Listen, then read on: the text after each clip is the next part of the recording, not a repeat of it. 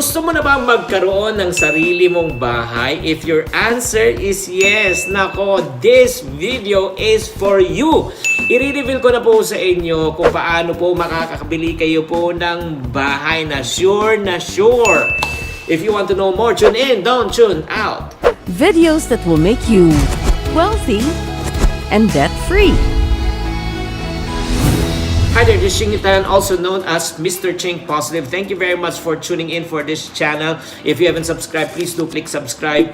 Isama nyo na pa rin yung bell, i-click nyo na yung bell at saka yung all. Pag may mga bagong videos, mapapanood nyo po kaagad. Okay, bago po tayo mag-umpisa, nagpapasalamat po tayo sa ating mga kaibigan for making this channel possible. This video is brought to you by SoSure Bladder Leakage Pads, the partner you can trust to provide you with reliable urine leak protection that equips you to freely do activities you love. Visit sosurepads.ph/confidence to know more about incontinence, health advice, and our SoSure Bladder Leakage Pad products. Alam mo, bawat pangarap ng mga Pilipino na ay magkaroon ng sariling nilang bahay. So, lahat naman tayo, di ba? Bata, matanda, or if not, kasi pangarap po natin, hindi na nga minsan sa atin eh. Basta mabigyan ko lang ng bayad lupa ang aking mga magulang. And that is good. Pero what if I can show you right now, you can be able to buy your own house and that before you reach the age of 30 years old. So ano pong gagawin po natin? Ito na po ang diskarte. I-share ko po sa inyo yung personal na diskarte ko. Kung paano rin ako nakabili ng bahay before I was 30. Number 1, tip ko po sa inyo, earn multiple sources of income. Very important po yan. Never ever depend on one source of income. Kasi pag iisa lang ang source of income mo, talagang medyo kakapusin ka. Yung first source of income mo, pambayad ng mga bills mo, tubig, kuryente, upa. Tapos gumawa po tayo ng sideline. Yung sideline po, ang gagawin po naman natin, yan, yung buong sideline na income mo, yan ang iipunin natin ng pera for your investment, for your house. Diba? Alam mo, sa totoo lang, the more income that you have, okay, the more chances of winning. So, see poster and print ad for details. Ay, hindi po yan. The more income, the easier time you will have your dream house. Siyempre naman, mas madali, di ba? So, that's number 1. Huwag lang po isang source ng income. Number 2, prioritize savings. Kailangan po, ang second na gawin natin, save for your house. Diba, dapat have a specific property fund. And then, kailangan isulat mo yan, lahat ng gagastusin ko ay para sa property ko yan. Lahat ng iniipon ko para sa property ko po yan. And very important po, in order na mabuo yan, kailangan po maging consistent po tayo. Hindi po pwede yung feeling mo lang. Hindi lang yung pwede pag may bonus ka lang. No. Every time when you have priority yan. In order for us to be able to save consistently, ito po ang third tip ko sa inyo. As much as possible, save 50% of your income. Kung po pwede, may kinikita ka. Diba? Kung kaya mo mag-ipon ng 50% ng iyong sweldo, yan ay panghuhulog mo na sa bahay mo. Na hindi mo binibili pa, na iniipon mo pa lang, gawin mo. Eh yun ang diskarte ko. As a matter of fact, when I was single, ladies and gentlemen, I was saving 80% of my income. Ha? Paano mo ginawa yan? Simple. Ito yung fourth na tip ko sa inyo. Live with your parents. Makitira ka muna. Alam mo, itong mga single people, wag tayo masyadong atat na mag-rent out na o gusto mo nang bumukod, bata, ay ano na ako. No, you know why? Imagine mo, pag ikaw nakikitira ka lang, di ba sa ano mo, hindi ka magbayad ng kuryente, upa, at the same time pagkain, di ba? Para ka nag-hotel. So, pwede mong ipunin lahat ng mga sideline income mo. Yan na yung pang-invest mo agad. Yan na yung pang-ipon mo for your housing fund.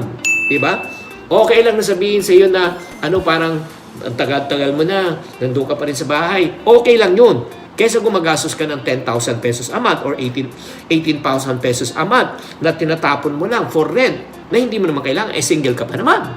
Tama? Let's go to number 5. Number 5 tip ko po sa inyo para magkaroon kayo ng bahay before 30 years old. Pero bago natin sabihin yan, syempre, ano yung number 5 tip ko sa inyo? Shout out lang muna tayo kay Mommy Stories, di ba? Kay Ellie Onardem, maraming salamat. At the same time, kay Ems Chai, shout out din sa iyo. Okay, let's go to number 5 po. Number 5, para magkaroon po tayo agad ng bahay bago mag-30, practice this. Delayed gratification. Yes. Things now, ginhawa later. Isipin mo na muna ang pangarap mo.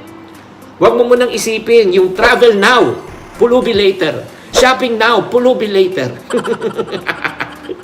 Di ba, may aklat pa ako noon. Di ba, yung Diary of a Pulubi. Kung hindi nyo pa nababasa itong aklat na ito, Diary of a Pulubi, basahin nyo po siya. Oo, available yan sa chinkshop.com. Alam mo, importante yan na talagang kaya mo tiisin yung tinatawag na short-term gain for long-term what? Reward. Di ba? Always to understand the law of opposite. The law of opposite says, di ba, if you save now, you enjoy later. But if you spend now, you suffer later. Depende. Ano bang priority mo? Magpakasarap na ngayon? Or gusto mo ang ginhawa ay nasa hulihan? It's up to you. Let's go to number 6. Pero bago natin pag-usapan ang number 6, ano yung diskarte ulit natin para tayo magkabahay bago tayo mag 30 years old? Number 1, earn multiple sources of income. Number 2, save for your house. Dapat ang priority mo. Number 3, gaano kalaki yung percentage as much as possible. Pag single ka, 50%. Number 4, kung pwede, live still with your parents. Okay, pag single people, not married people. Number 5, practice delayed gratification. Think about the long term. And number 6, increase your monthly contribution. Yun po. Yung monthly contribution mo, dapat the more you earn, dapat tumataas yung percentage of contribution to your housing.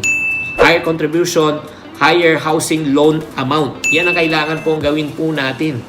Ladies and gentlemen, my friend, kung yan ang sinunod mo, itong mga 6 tips ko po sa inyo, kahit sundin nyo muna yung mga 1 or 2, ito na ay makakatulong for you to jumpstart for your property. And there will come a time na may mag-o-offer po ng mga property na mga magagandang deals. Especially kung single po kayo, meron pa tinatawag na pre-selling po sa mga properties na 0 down payment, tapos 3 years to pay without interest. On the 4th year, pag ita-turn over na po sa inyo, tsaka nyo kayo maglo-loan sa bank. Pero in the 4th year, alam mo kagandahan, nag-appreciate na po yung price ng property. You have an option, number 1, to continue paying so that it can be yours. Or number 2, you have an option to resell already dahil tumaas na po yung presyo. So guys, if you want to learn more about real estate investment, ikaw talaga interesado ka talaga, Chinky, paano ba yan? May good news po ako sa inyo. I have an online course that teaches people on how to invest in property here in the Philippines. Especially if you're an OFW, wala kang alam business, real estate is the way to go kasi hindi mo siya babantayan. At the same time, makagandahan yan, pwede mo paupahan or pwede mo i-resell para ikaw ay kumita. If you're interested in earning money and profiting from real estate, join my online course called Real Estate 101. There, I will teach you the ins and out of real estate, how you can generate income from the real estate, how to sell, how to flip, how to rent out your real estate. So, the next question is this, may investment ba? Yes, there's a minimal investment of 799 pesos for an online course so that you can watch us anytime, anywhere, any place, kahit a team abroad. So, if you want to be part of this, all you need to do is just type the word called real estate right now inside your comment box, real estate, and after this, we will send you the link so that you'll be able to enroll and learn from it. Okay? Thank you very much, guys, for checking out this video. I hope I have inspired you for you to own your property at a very young age so that you can also treat this as an investment para in the near future pwede mo ibenta or pwede mo paupahan.